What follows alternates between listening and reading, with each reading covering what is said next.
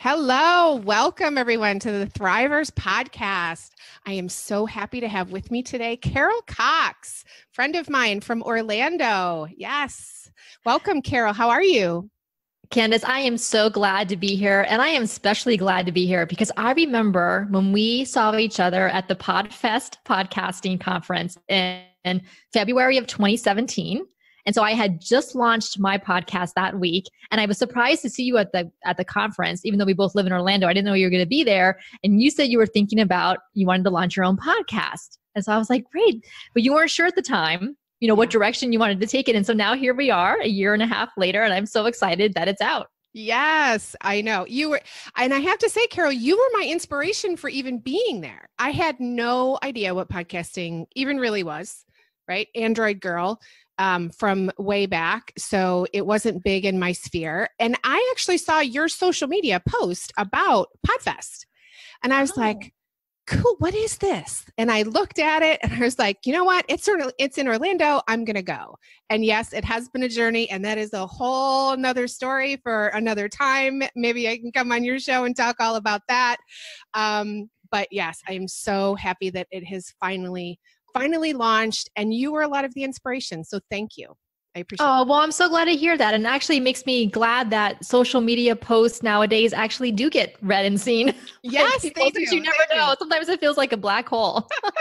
Yes, I am kind of a weirdo when it comes to that stuff. Like I'll jump on something just when I see it, but they do make a difference. We don't always know though, right?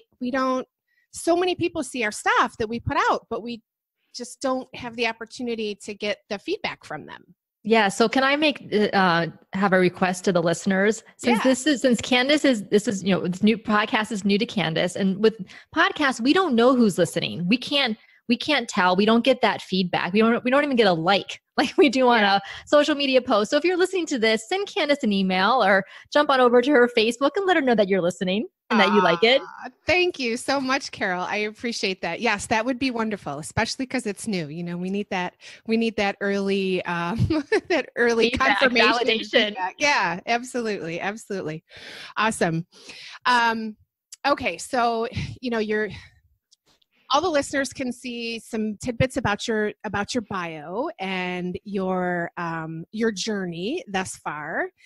And I have to say, from graduate work in history, with I think a minor in French, right? That's correct. My mother made me take French too, but I lived in New York, very close to Canada, so it made sense. Now living in Florida, not so much at all. Spanish would have been much more helpful.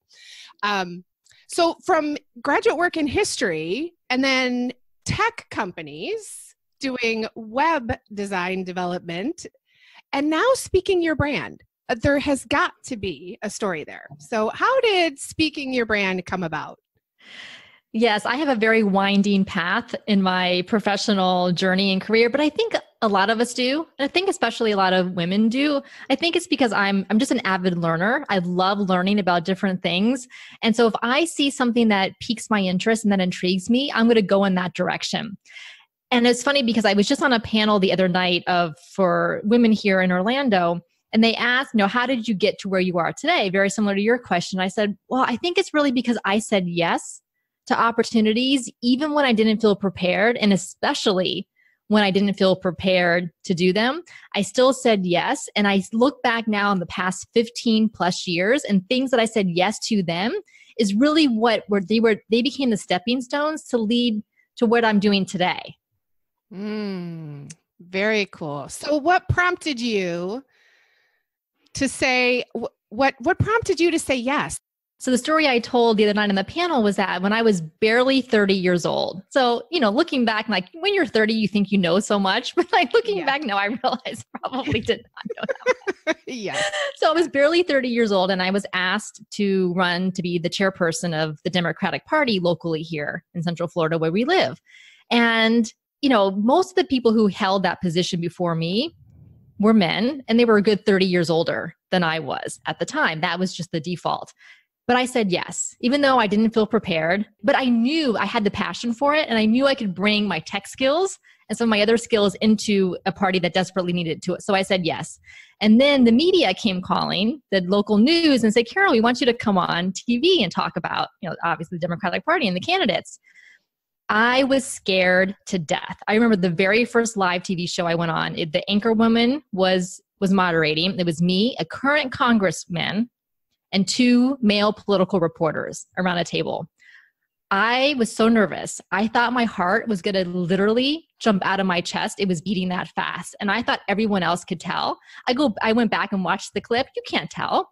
But I said yes, even though I had never done that before and I was scared to death. Well, now, 10 plus years later, I'm still doing that work and that doing the political analysis on TV. And that has informed so much of what I'm doing now in speaking your brand. So that's what I mean about saying yes to opportunities, especially when you don't feel prepared for them, because that's where you learn and that's where you grow. And that's what's going to lead you to areas of your career that you never thought you would end up going in, which I'm sure probably has happened to you too, Candice, along the way. Yeah, no, absolutely. I firmly believe that there's something that we're all here to do and that we all have a path. And it's just about when it gets revealed to us, right? It's not about if it's going to happen. It's just a matter of when and what your journey is going to be like as you're following this path or finding this path, wherever you are on your journey. I firmly believe that. So clearly you had a passion for speaking, and you said you're a lifelong learner and you've wanted to, I'm sure a lot of that was wanting to get your message and have an impact on people. So it started with political commentary, but how did that then turn into speaking your brand? Okay, so you really wanted me to go back to, so this is what you mentioned, that I have a master's degree in history. So it was a PhD program that I had gone into, but then I realized as I was finishing up kind of my coursework and then getting ready to do my dissertation that my classmates a couple years ahead of me were not getting very good jobs because there are not a whole lot of tenure track full professor jobs left, especially in the liberal arts. So they were getting paid very little money to be adjunct teachers. And I said, maybe this is not the most lucrative career path for me. And at the time, my then boyfriend, now husband, was in software development. So he said, Carol, why don't you help me with my software projects? Me being the avid learner said, sure. And that's how I made the right turn into technology. But then after doing that for about 10 years, kind of got burnt out of doing code. I mean, you get a sense of accomplishment by coding, and I really like that aspect of it, but I really wanted to be with people more than with code. So I said, well, maybe I can go back and finish my PhD, but that was going to be a little bit too time consuming. So I said, well, what can I do? And I started talking to some friends and colleagues here, and they say, well, Carol, you're so great at presenting. We see you at conferences and events, and you do such a great job with the content and delivery. And we see so many people who could use your help. They have great messages and they have great things to share, but there's just something missing about the way that they're doing it. Why don't you explore that?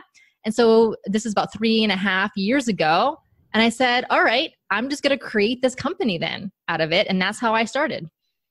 Wow. I love that because you have it's been all these external kind of circumstances and events that have led you to where you want to go. And it's really just you being open to that. I mean, open to feedback from other people, to ask other people like, hey, I'm thinking, I'm not really sure what I want to do here. And then it leading you down this beautiful road that now 3.5 years later, I mean, my goodness, Carol, you have successful podcast. You've been doing that for almost 2 years now, right? Yes, almost. Yeah. Oh my gosh, it's been so long since that first conference. And now you just launched a live show. Yes, a Facebook live show. Exactly. I know. I'm kind of a glutton for punishment. But I love creating this content because I love talking to people like you and then guests who are on my show and the guests who are on the live show. Because again, it comes back to that people. That's where I get so much of my energy and creativity from. Yes. And that's why we get along because I feel the same way and I love it. I don't know why I waited so long to start podcasting.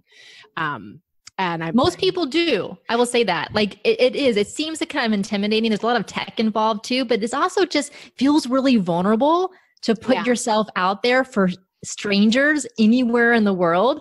to come and listen to you. And you're always wondering, well, are they going to like it? What are they going to think about me and what I'm saying and my voice? And you feel that vulnerability, and you're going to be like, you're going to feel the nerves. And even you, like, I felt the nerves the first week that I published, and you just know that it gets better the more you do it. So you said that you love to help people, and you saw that there was, other people saw actually, that there was a way for you to bring an expertise to people who really needed it. And one of the things that strikes me about your message, and people can go to your website, speakingyourbrand.com, and learn a lot more about your background and what you offer and all of that. But you mention in your bio that the importance of a signature talk became really important for you. Can you, for all the listeners, like, some people don't know this, right? Some people do know this, that it's important, but why is having a signature talk so important? What is it? I mean, from beginner to like professional speaker, because we run the gamut in the listenership here. But why is that signature talk and being known for something so important?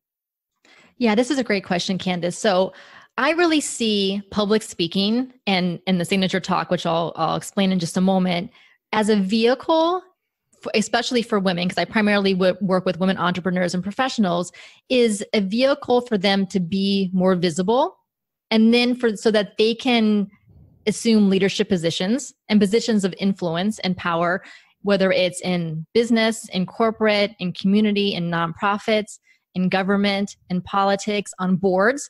That's really what my mission is to get more women in those positions of leadership and influence. So public speaking is one of the best ways to do that, because you literally are visible. People see you, and then people start to see you as an expert and as a leader in your space and in your industry.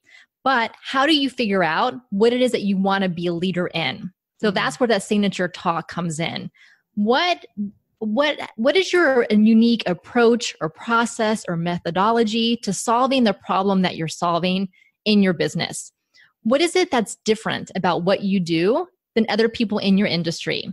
What ticks you off about what other people do in your industry? And you're thinking, I don't really like that people are doing it that way. There must be a better way. So for example, when I started this 3+ years ago, you look at other speaking coaches and what they're doing, and they kept saying this phrase, sell from the stage. And they would teach their clients to sell from the stage.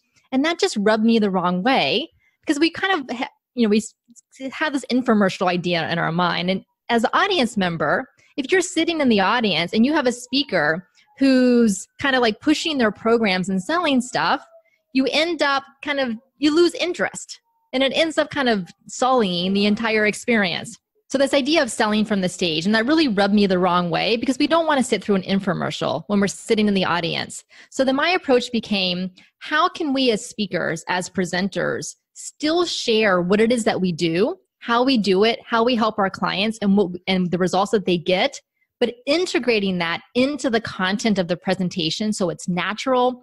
It feels good. It feels good for the speaker. It feels good for the audience, because they truly feel like they're learning. And then they're going to be interested in finding out more about how that speaker can help them with their products, services, programs, etc. So that's an example of thinking about what it is that you do differently. So your signature talk enables you to figure out what is that core message that sets you apart. And then you use that as the foundation for your presentations. You can even use it for your website messaging, your marketing materials, all of that, because I base it off of the hero's journey. So Joseph Campbell's work on the hero's journey and 3-act story structure, because as humans, that's how we learn and process information, is via story structure.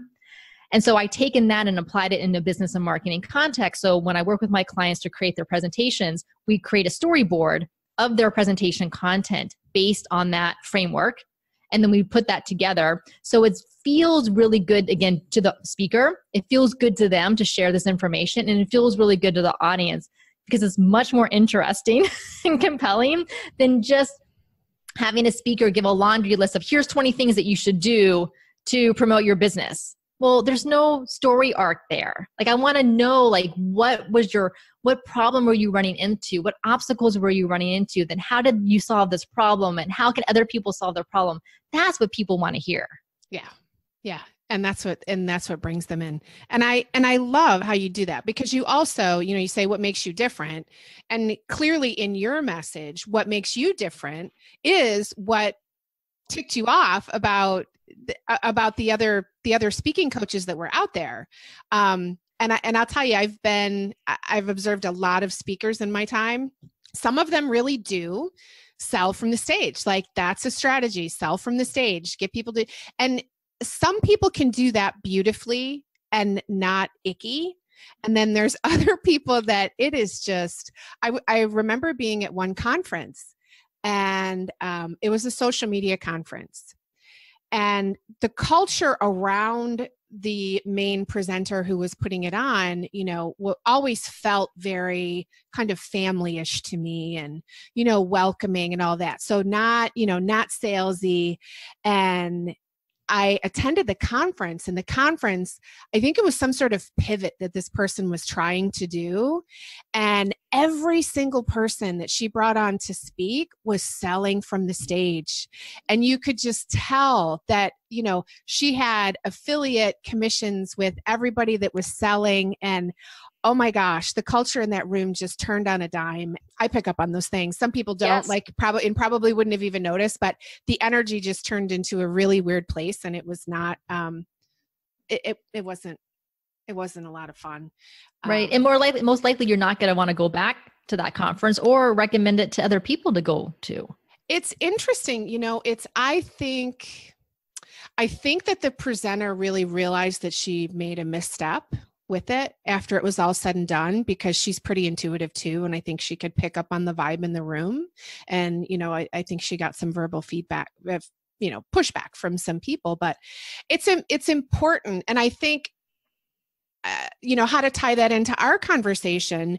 Number one, I think it's great to really go from that place of what makes you mad and what makes you angry, because there's so much emotion there. And if you feel that way, then clearly there's other people that feel the same way. And you're naturally attracting people to your business, into your brand, into your family that you've got going on with podcast listeners and live, and your clients and all of that believe what you believe and value what you value.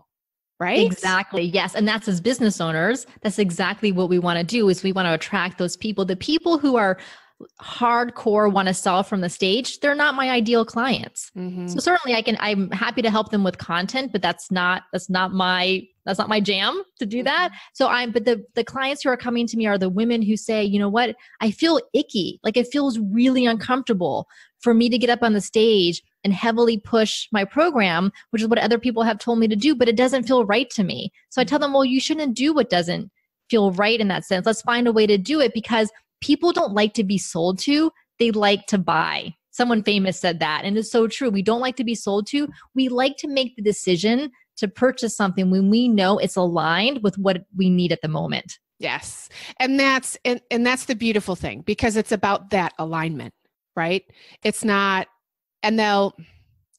you can use persuasion and influence and all of those things to get people to buy. It's just which angle you're coming at it from. They will eventually buy from these people that they've heard speaking, but they're coming at it from a place of comfort and trust, knowing that they're well aligned to the person that they're eventually going to buy from. So it's more of a long-term game, right? Yes, I hear you about persuading people. And that's really what we want to do. We want to persuade them to understand what it is that we do and how we can help them. But then they make the choice, because I don't want people to feel FOMO, the fear of missing out. And I feel like a lot of times at these conferences and events, that's what they're trying to drive, is get people to sign up, because the people feel like, oh, I'm going to be missing out. But that's really not the best investment decision for them. I know that you've studied NLP Mm-hmm. and are an NLP practitioner. So do you see, when you do your own speaking engagements, do you pull from NLP and kind of like the words that to use, or really is NLP best applied in a one-on-one setting? Oh, that's a good question. I think there's two different ways to use this and apply it. And some different people have different spins on what NLP is and how they use it. I look at it from the brain science perspective of it, and the fact that what we speak about, we bring about, and I use it more in my work in trying to reframe situations and change the stories that we're telling ourselves and change the meanings that we're assigning to things, because we're the ones that get to control that. And how can we work with those kind of past memories, past emotions, current events, current states, so that we can pull in the best resources for ourselves to equip us in the best way possible for the task at hand. So if I were to say how I use NLP when I'm speaking, I use it a lot for myself to make sure that I am in the right place so that I can connect with the people that I'm desiring to connect with in a very authentic way. So I use NLP a lot for authenticity and to just really break down those barriers and the extra, lizard brain, ego mind things that can get in the way of really being present and making those authentic connections with people. So it's not so much about the words, the words that I use. Now, with motivation and inspiration and things like that, yes, what the words that I choose to use in my presentation, the tone of my presentation, the way I present myself, the energy that I exude, all of that matters for the audience. This is so interesting, Candice. I think I'm going to have you come on my podcast to talk about this, because I had never looked at it from that perspective. I don't know a lot about NLP. I read a book about it, but I really like this idea of using it for yourself to help prepare you and to help connect you more with the audience. Yes. And I can tell you, Carol, very powerful for, if you have people that you're working with that have a fear of being on the stage, or they get, they have some visceral reactions and they really kind of get overcome with those things like, their heart pounding and, sweating or anything like that, really dry mouth. NLP is wonderful for working with those types of situations because you can walk them through. And essentially what you're doing is you're changing the way that their mind and emotions trigger in certain events. So you can, just like I can help someone remove a phobia that they have, public speaking is one of those. So, and there may be little things that I could share with you that you could help with your people too. So. Oh, that's fascinating. I love it. So Candice, let me mention one more thing about this idea of selling from the stage that may be useful for your listeners, because we know that speaking, doing presentations, it's fun, especially for those of us who enjoy it. We like the energy of the audience and we like doing that, but it also takes time, right? It takes energy, it takes focus away from other things in our business. Sometimes it takes money if we have to travel, if we're not getting paid for it. So we do want to get an ROI from the speaking engagements that we do. So one thing that I have found, in addition to integrating into the content about what we do and who we help and all of that, is I have the audience fill out feedback forms at the end of the presentation. So a lot of times conferences will have their own surveys and feedback forms. The speakers rarely ever get to see them. So I bring my own. And so the beauty of the feedback form is it has the contact information for the person filling it out. They give feedback on the presentation. Then the bottom of the page of the paper are check boxes where they can check off if they're interested in learning more about your coaching program, your service, your product, whatever it happens to be. So it's lead generation at the same time that it's feedback.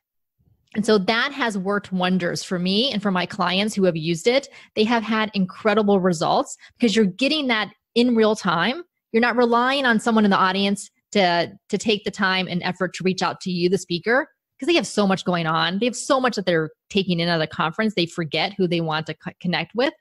So for your listeners now, the podcast, I have a sample feedback form that they can download and that they are welcome to customize and to use when they go and do their own presentations, because it's not only are you getting the feedback of in the audience's own words, what they took away, which is really valuable in itself, but you're getting that lead generation. So for the listeners, they can get that at speakingyourbrand.com/Thriverz. So the name of your podcast. So speakingyourbrand.com/Thriverz. And it's a free download that has the feedback form in it.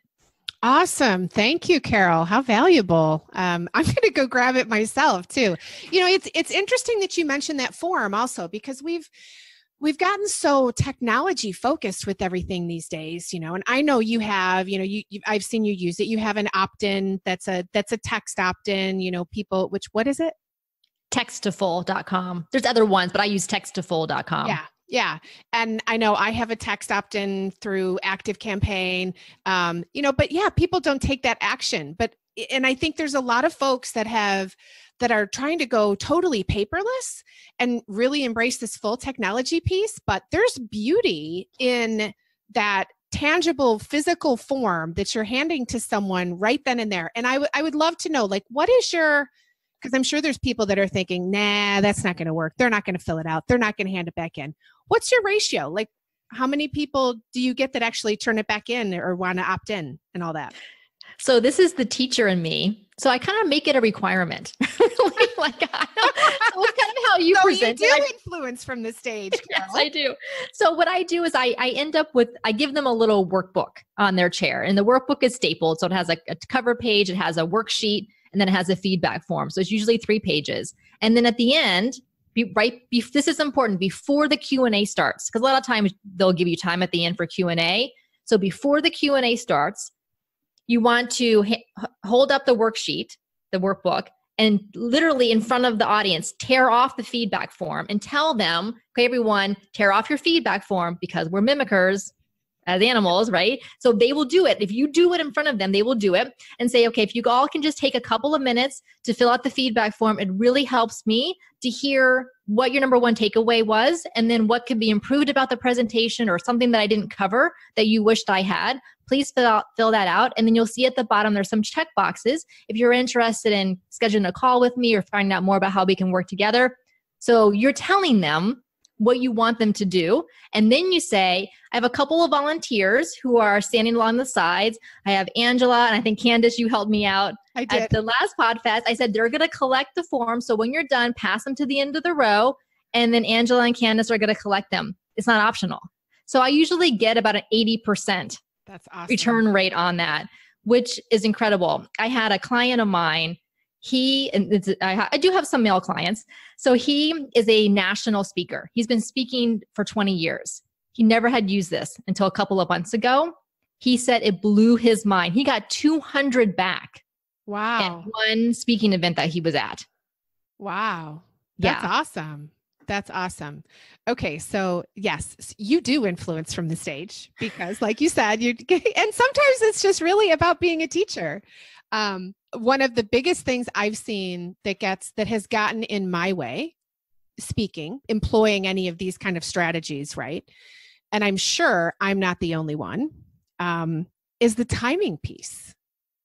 Making sure that you've set aside enough time in your presentation to get to this part. Like if you're going to leave something out, don't let it be this piece, right? Absolutely. Yes. Cut out content. Yes. And do never, ever, ever, ever feel rushed at the end and either rush through that part or leave out entirely. Less is more as far as content. The audience can only absorb so much anyways. And we feel like we need to brain dump everything we know about our topic in a 45-minute presentation that took us 10 or 15 years to learn.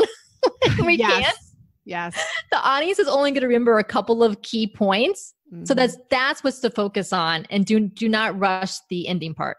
Yes. So how much time should they, because you've done this and you've been doing this, the whole hold it up in the packet and tear it off. And yes, we demonstrate for them and they will, you model the behavior and then they will do the behavior, get people to help you. I know you asked me right before the beginning of your presentation at PodFest, hey, Candice, are you going to be in my talk? Will you? Sorry for the short notice. No, it's fine. It's fine. But I'm sharing that because anyone listening that has a talk, you don't need to come to an event with 2 helpers to help you do this. You could pick someone in the audience that you maybe had a conversation with out in the exhibit hall, right?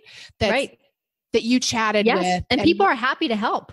Yeah. They feel special. They feel important. And, especially when you're there as a speaker, they feel like they're having an opportunity to be involved. And it's, yes. Okay. So as far as timing, I probably takes about 3 minutes. So again, you're not using up a whole bunch of your, 30 minutes, 45 minutes, hour, however long you have. It takes about 3 minutes because what I'll do is after I say my little spiel that I just said before, then I'll open the Q&A at that point. So I'll kind of be doing two things at once where people can start asking questions as they're filling out the feedback form. Because if you have too much dead air, dead space, then people think it's over and they start leaving. And you don't want them to leave yet. You want to open the Q&A so they stay seated, listening to the questions while they're filling out the form. See, important. Another little strategic piece. That's very, yes, you don't want too much dead space because then they'll start to leave. And then they won't fill out the form, right?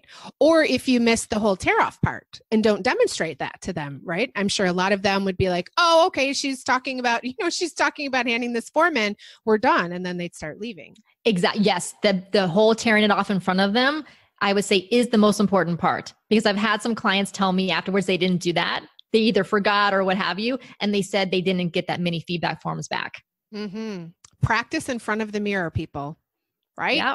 Or set up your webcam or your phone, your video phone, kind of run through your presentation and make sure to practice that part too. Yeah. And check your timing. Awesome. I love that's an amazing tip and wonderful resource for them to have the feedback form on your website. So hopefully everybody will go grab that from you. Before we end, we're all at different points in our journey, right? Particularly when it comes around speaking. I mean, we're at different places in our business.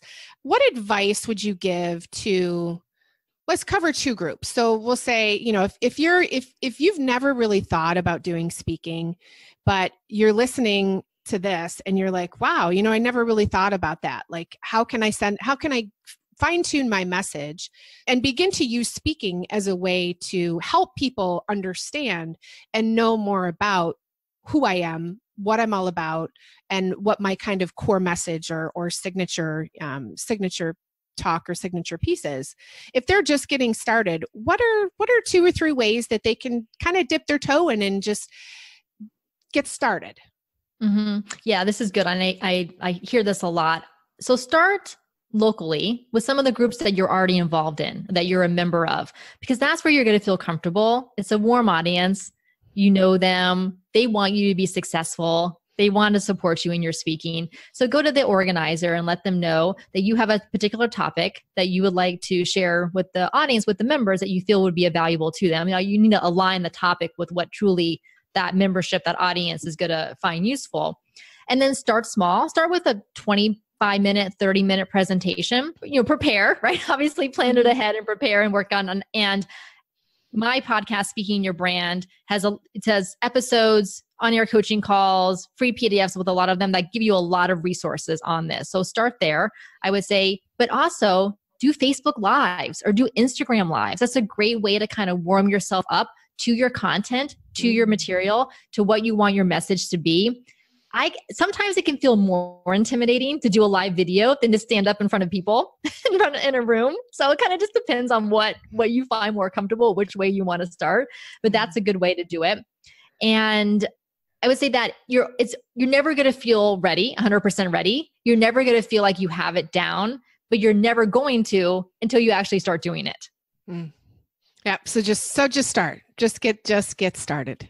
Right. Yes. Yeah. Like if I look back to what I did 15 years ago, oh my gosh, I'd be so much better today than I wasn't. But I was great then too. It was fine. Right. I've really been embracing this idea that everything's a draft. I'm a recovering perfectionist, right? And I, my natural tendency is to want to have, and perhaps thus the delay with the podcast, right? Taking so long. Want to have all the big picture planning. Like I want to know A to Z. I want to have it clear in my head. I don't necessarily have to have all the details figured out, but I want to see the plan, and I want to know the big picture. And then I want to make sure that I'm ready because excellence is important to me. It is. But sometimes you just have to get started, and it's all about you're never the same person. Like it's always changing. Everything is always changing. You're changing moment to moment, day to day, week to week, year to year, and you should be growing and improving and getting better at everything. So to think anything is going to be perfect at any one point in time is really ridiculous, because you always have an opportunity to improve it the next time, tomorrow, but just get it done. Exactly. Yeah. Done is way better than perfect. Yes. I love that. I love that. And my other favorite saying is don't let perfect be the enemy of good. good Yes. enough really is. And for most of us, like us, Candice, and your listeners who are probably high performing people, our good is probably really, really, really, really, really good. Yes. Yes. Yes. And we owe it to the people who there's somebody out there. I believe this. There's somebody out there that really needs to hear your message. There's something that you have to offer, something that you have to give. And there is someone out there waiting for it.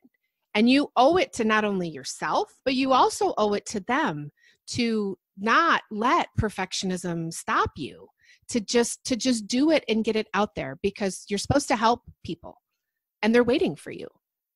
Yes. Oh, that's so beautiful, Candice. And the perfection actually can even muddle your message, because that person who's listening to it, if they feel like they have to be perfect in order to do whatever it is, that may hold them up. So that imperfection on your part gives space to that other person. Yes. And that is a wonderful, beautiful point that a lot of people don't realize, that if you spend months polishing something, even with the podcast, because we're both podcasters, and I'm sure there's a lot of people listening that listen to a lot of podcasters, probably are podcasters themselves or want to become podcasters. There's something that's not good or right about overproducing a show, because if you have to put that much time, effort, and energy into something, you're removing all the human element to it. It has to stay conversational. If you polish something to perfection, or you're so afraid to get on a live program or, put yourself out on Facebook Live because, and I used to stress about this. Well, what if I don't look quite right, or my hair's not this, or, I'm not made up right, or who cares? If someone sees me in person walking into Publix, they're going to know who I am. I want them to see the same person that they would see if they saw me in person. Yes, exactly. And like, I'm not selling myself as a model. I'm not looking to write for someone. So why do I need to look perfect when I'm on a video? I want to share whatever the content is that I want to. No, obviously I like to look put together. That's, my brand. I'm probably not going to roll out of bed with like messy hair and stuff and do a Facebook Live, because that's just not me. But if it's you, that's great. Then you should do that. Absolutely. Do you? That's another thing I love. So we gave some tips to just get started to the newbies that are maybe thinking about it or on the fence. What about some seasoned pros? I mean, you clearly you said you were working with this professional speaker, a longtime professional speaker who just started using your feedback form, and now he's he collected 200 at one event, which is amazing and awesome. Do you have any other tips for them? How to, maybe they're feeling a little stale with their speaking, kind of in a rut. Like, what can they do to sort of spice it up or get them revived or re-energized about what they're doing with their speaking? Yes, this is something that I've been really thinking a lot about for my clients and for myself. So I have 2 points on this. The first is intersections. So think about how your content, your business, your industry, your content, where you can find intersections with other industries that don't seem related, or other forms of entertainment, or other things that are out there that seem really way off field, but where can you find some connections to pull in? So that's going to freshen up your content a bit, to find those interesting angles or intersections. The second thing is to try to experiment with your delivery to make it a little bit more performative. So I don't mean performance in the sense of a play where it seems staged. You still want to have your authentic speaking style, whatever that happens to be, but amplify it a little bit more. See how you can pull in some props or some different performance elements that you maybe have shied away from before. Take an improv class. That's something that's on my list that I really need to do. I had a great guest on my podcast a couple of months ago. She's been doing improv for years, and she's a professional speaker.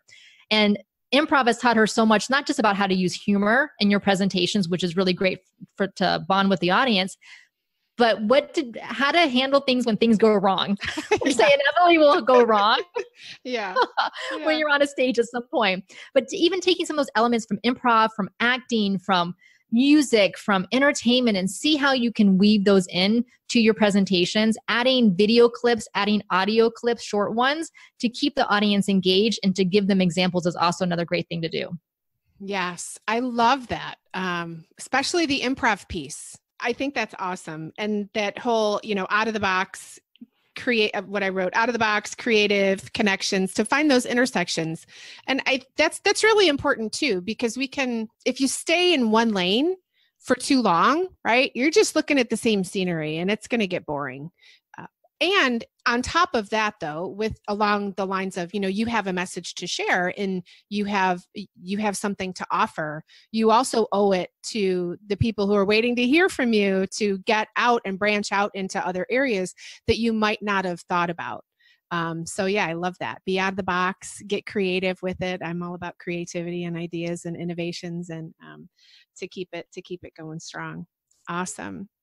Well, any final thoughts that you'd like to share for our listeners, Carol? I would just say, think about what you heard today during this conversation and decide what's the next thing you're going to do. So we talked about a bunch of different things. So what is the next thing that makes sense for where you're at in your business, in your career, in your speaking journey? And is it going to that local group that you've been a part of for a little while and seeing if you can do a presentation? Is it deciding I'm going to do a weekly Facebook Live show on my Facebook page or to my group? Or is it that I'm going to work on my signature talk because I have this dream, I have this stage that I want to be on, and I know that there's going to be stepping stones to get me there, but I need to start today. So think about what that next step should be. Awesome. I love that. And I'm going to piggyback onto that. Carol is in the Thriverz online community, my Thriverz online community. So go there, Facebook, facebook.com/groups Thriverz, join Thriverz and make a comment in there and tag Carol. Tell us that you heard the episode and tell us what you're going to do, and come into the Thriverz family, and we will surely support you and encourage you. Well, thank you so much. I have really enjoyed this conversation today, and I have a feeling this isn't the last time I'm going to be having you on the show, because there's a lot of different ways, different angles that we can come at this to really help people get started and really thrive with their speaking journey. So thank you, Carol. Thank you so much, Candice. I really enjoyed it. Good. Well, until next time, we'll see you on Thriverz podcast. Take care.